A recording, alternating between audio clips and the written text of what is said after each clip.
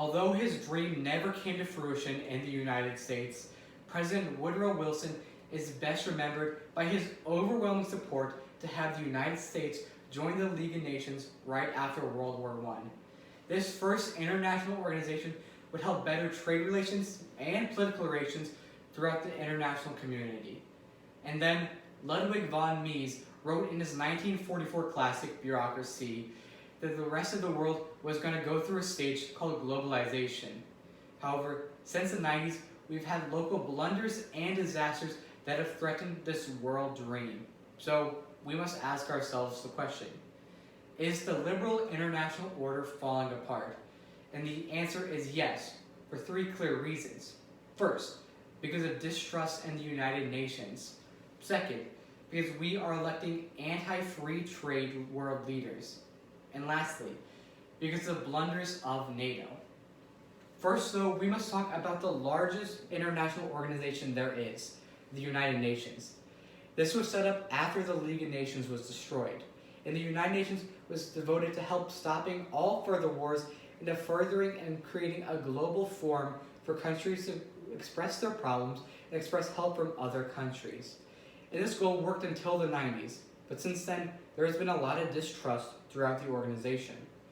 According to UN Now on September 9th, 2020, America and President Donald Trump has launched multiple verbal attacks and monetary attacks on the organization, calling it an obsolete shame and saying that it is doing nothing. However, these accusations are not useless. The United Nations has been ignoring massive problems for a long, long time. And most of that goes into the idea that it wasn't meant to succeed. We have to take a look at the Security Council of the United Nations. According to the New York Times on October 6, 2020, the Security Council is a broken system because the countries on it often cannot agree with one another.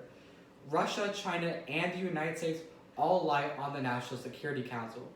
This means that if there's any international problems involving security or war, they all have to agree on the topic, and that's very unlikely to happen. For example, we must take a look at Israel and Palestine.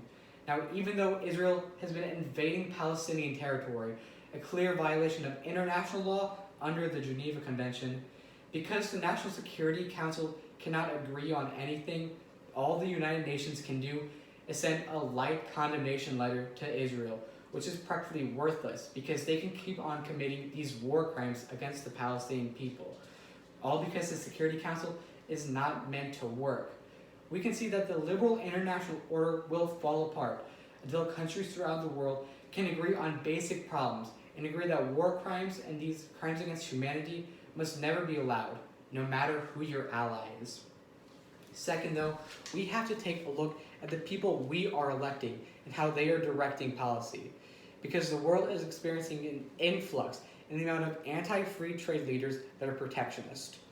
According to BBC on August 17th, 2020, Narendra Modi, Xi Jinping, Boris Johnson, Donald Trump, and Benjamin Netanyahu are all world leaders who run the world that are becoming increasingly isolated from one another. While this might work in a small country, it doesn't help that these countries are the biggest countries in the world and leaders of multiple industries and economies. They simply cannot be isolationists, and they have been showing a willingness to start fighting against each other. The most clear and apparent being the China and United States trade war. After President Donald Trump rose and escalated tariffs on China to record high numbers, there became a trade war against each other.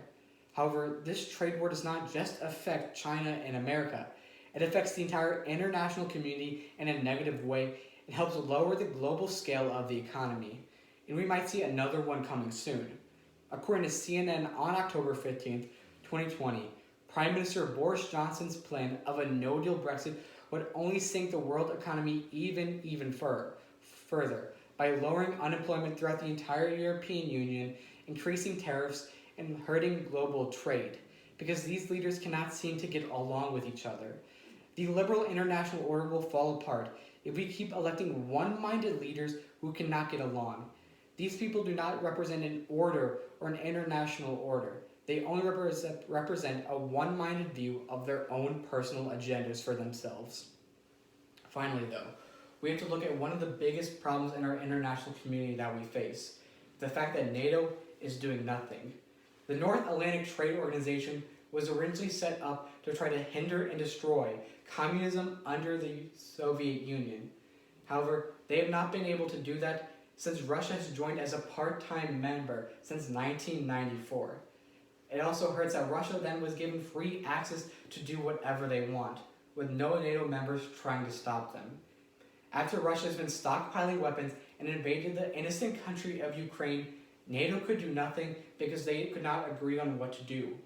According to Defense One on September 29, 2020, Russia is building up weapons, but because the NATO countries cannot decide what to do, Ukraine is left innocent and cannot defend itself as it sees over the slaughter of tens and thousands of its own citizens. NATO has to realize that their agendas are important, but what's more important is protecting innocent countries. Simply because you cannot get along, you have to do even more and more than that. If you see an innocent country is being barbarically tortured and destroyed by another country, you cannot just give them a slight condemnation. You must put all of your might into stopping that problem. When asking ourselves the question, is the liberal international order falling apart? The clear answer is yes, for three key reasons. First, because of the distrust of the United Nations and their inaction to deal with military conflicts. Second, because we are electing more and more protectionist leaders who cannot seem to get along with each other and hurt the world economy.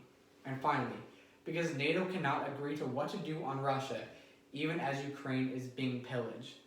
We will never achieve this goal of a global system if we cannot all decide to work together and put away our own personal agendas. And that's currently what we are doing. Just like our founding father of America said, John Dickinson, united we stand, and divided we fall.